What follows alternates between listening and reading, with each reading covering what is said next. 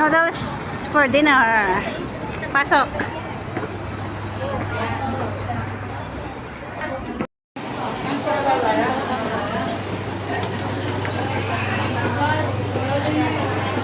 Punta kami para kumain. Mag-dinner daw kami.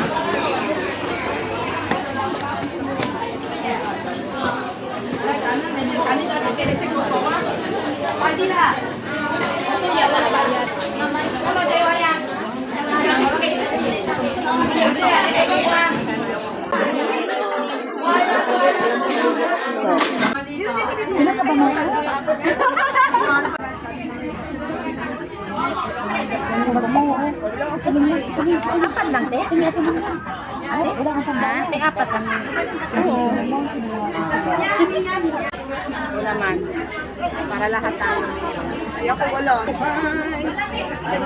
Kain na tayo. This is our dinner.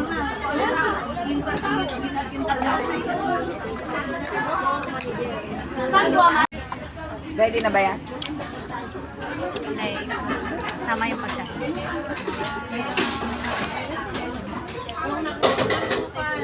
Dinner time!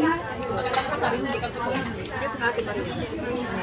ko sa'yo, tomato sauce, sabi ko kasi ako, tomato sauce masarap. Natikman ko na kasi yung sour kasi yan. Kaya lagi ko na order ang tomato sauce. Yung sabi na rin na ito, kaya gusto ko naman yung tomato sauce. Hindi ka kasali. Dapat mo sa'yo.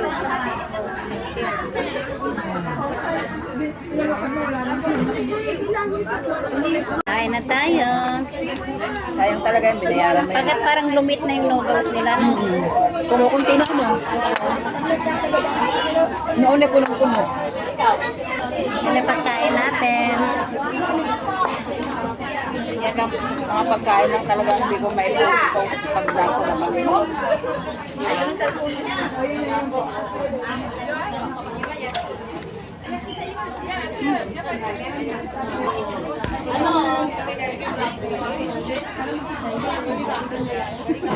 Sa bahay, okay lang.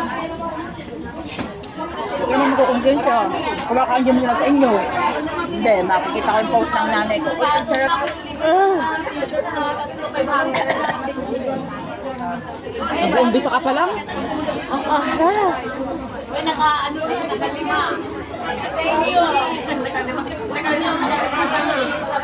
Nag-umpisa pa lang. Umulit na. Sa mga mata. Lumuluha na. Bismillah ito. Grabe kayo ah. Hindi ko masasar. Marilo. Parang ito.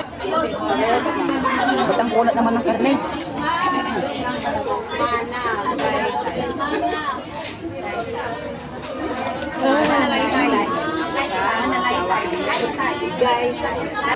Sarap na sila sa anghang. Ang anghang ng pinili nila. Pati kayo, pinapayak ako ng mga anak ko, pati kayo pinapayak nyo din.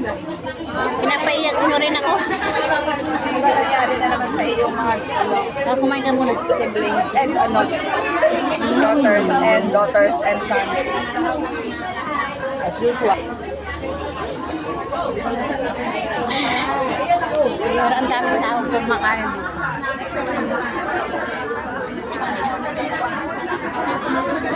Para mga Pilipino yung mga customer nila.